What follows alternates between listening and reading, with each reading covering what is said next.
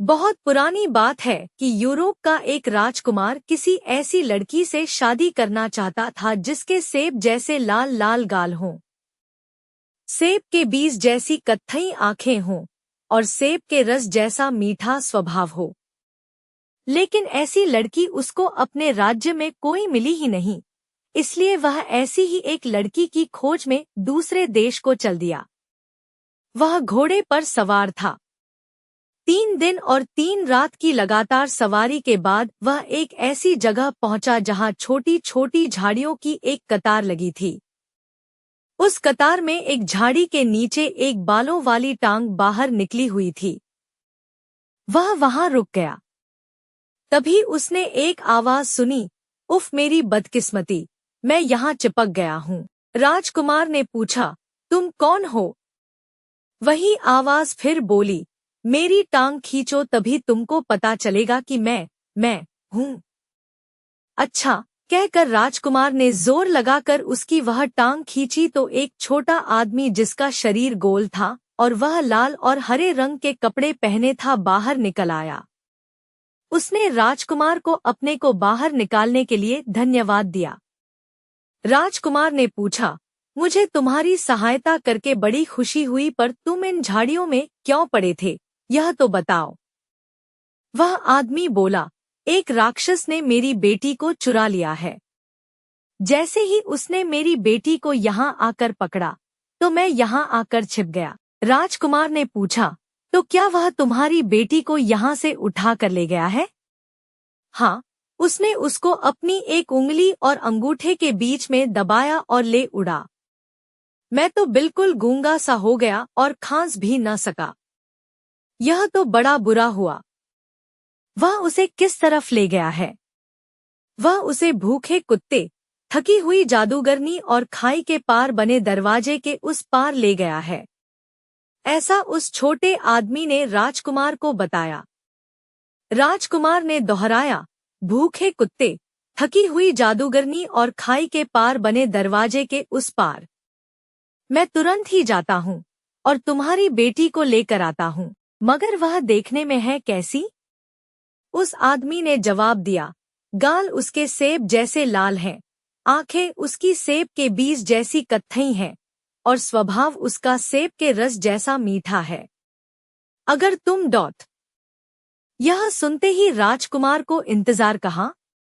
इसी लड़की की तो तलाश थी उसको। सो वह तो यह जा और वह जा। वह तुरंत ही अपने घोड़े पर सवार हो गया और दौड़ चला। वह हवा की गति से भागा जा रहा था कि एक कुत्ते का घर आया। कुत्ता अपने घर से निकलकर भौंकने लगा, राजकुमार, राजकुमार, तुम कहाँ जा रहे हो? राजकुमार बोला, मैं राक्षस के किले को जा रहा हूँ, जहाँ सेब जैसे सुर्ख गाल वाली, सेब के बीज जैसी कत्थई रंग की आंख वाली और सेब के रस जैसे मीठे स्वभाव वाली लड़की कैद है। कुत्ता बोला, मैं बहुत भूखा हूँ। पहले मुझे हड्डी दो तभी मैं तुमको जाने दूंगा। राजकुमार बोला, तुम भूखे हो तो मेरे पास हड्डी तो नहीं है, पर मेरा खाना तुम ले सकते हो। यह लो कुछ रोटियां और इन्हें खाकर अपनी भूख मिटाओ, कहकर राजकुमार ने उसे अपनी सारी रोटियां दे दी। कुत्ते ने खुशी से वह रोटियां खाईं और राजकुमार से बोला, जाओ। राजकुमार, भगवान करे कि तुम उस लड़की को छुड़ाने में कामयाब हो, मगर याद रखना अगर तुम्हें वह लड़की कहीं दिखाई न दे तो वहां एक सेब रखा होगा, वह सेब उठा लेना। राजकुमार फिर अपने घोड़े पर चढ़ा और कुत्ते के ऊपर से छलांग लगा दी। हवा की गति से अपने घोड़े को दौड़ाता हुआ वह जादूगरनी के घर के पास आया। जादूगरनी ने पूछा, राजकुमार, तुम कहाँ जा रहे हो? राजकुमार ने जवाब दिया, मैं राक्षस के किले को जा रहा हूँ, जहाँ सेब जैसे सुख गाल वाली, सेब के बीज जैसी कत्थई रंग की आंख वाली और सेब के रस जैसे मीठे स्वभाव वाली लड़की कैद है। जादूगरनी ने कहा, मुझे सोने के लिए एक कंबल चाहिए। जब तुम मुझे एक कंबल दोगे तभी मैं तुम्हें जाने दूंगी। राजकुमार बोला, तुम थकी हुई हो। मेरे पास कंबल तो नहीं है पर मेरे पास यह मखमली कोट है, यह तुम ले सकती हो, यह लो। यह कहकर राजकुमार ने उसे अपना लंबा मखमली कोट उसे दे दिया। जादूगरनी ने वह लंबा कोट अपने शरीर के चारों तरफ लपेट लिया और बोली, अब तुम जा सकते हो राजकुमार। भगवान करे कि तुम उस लड़की को छुड़ाने में कामयाब हो। पर हाँ, याद रखना, अगर तुम्हें वह लड़की न मिले तो वहाँ एक सेब रखा होगा, उसको जरूर उठा लेना। राजकुमार जादूगरनी के मकान के ऊपर से छलांग लगाता हवा की सी तेजी के साथ फिर उस लड़की की खोज में चल दिया। और अब आया वह खाई के पार एक बड़े दरवाजे के पास। ची ची, राजकुमार तुम कहाँ जा रहे हो? दरवाजे ने पूछा। मैं राक्षस के किले को जा रहा हूँ, जहाँ सेब जैसे सुख गाल वाली, सेब के बीज जैसी कत्थई रंग की आंख वाली और सेब के रस जैसे मीठे स्वभाव वाली लड़की कैद है, राजकुमार ने कहा। ची ची, पहले मेरे जोड़ों में तेल लगाओ, तभी मैं तुम्हें यहाँ से जाने दूंगा, दरवाजे ने कहा।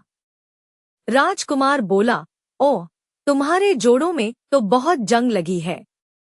मेरे पास कोई तेल तो नहीं है, हाँ थोड़ा साबुन है, वही ले लो, कहकर उसने दरवाजे के जोड़ों में थोड़ा सा साबुन लगा दिया।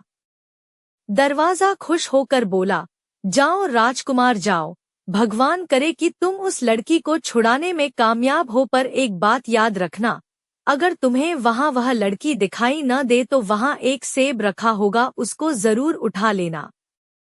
राजकुमार ने दरवाजे के ऊपर से छलांग लगाई और फिर घोड़ा नचाता चला गया। आखिर वह राक्षस के किले पर पहुंचा। वह सीधा घोड़े को सीढ़ियां चढ़ाता सामने वाले दरवाजे पर पहुंचा। वह किले के पीछे पहुंचा पर उसे न तो वहां कोई राक्षस दिखाई दिया और न ही वह लड़की। वह आगे वाले कमरे में गया पर वहां भी उसको कोई दिखाई नहीं दिया। वह रसोई में गया, वहां भी उसे न राक्षस दिखाई दिया न वह लड़की। अब वह उस राक्षस के सोने के कमरे में पहुंचा। वहां उसने खर्राटों की आवाज सुनी। उसने अंदर झांक कर देखा तो राक्षस गहरी नींद सो रहा था और पास ही एक तश्तरी में एक सेब रखा हुआ था। तभी राजकुमार को याद आया कि सभी ने उससे क्या कहा था। हाँ, अगर तुम्हें वह लड़की वहां दिखाई न दे तो वहां एक सेब रखा होगा, उसको जरूर उठा लेना। सो उसने हाथ बढ़ाकर वह सेब उठा लेना चाहा, पर उसके छूने से पहले ही वह सेब एक लड़की में बदल गया, जिसके गाल सेब की तरह सुर्ख थे और आंखें सेब के बीजों की तरह कत्थई रंग की थी। लड़की ने रोकर कहा, राजकुमार, मुझे बचा लो। राजकुमार बोला, आओ चले, मेरा घोड़ा नीचे खड़ा है। और वे दोनों वहां से भाग लिए। राजकुमार ने लड़की को घोड़े पर बिठाया और दौड़ चला।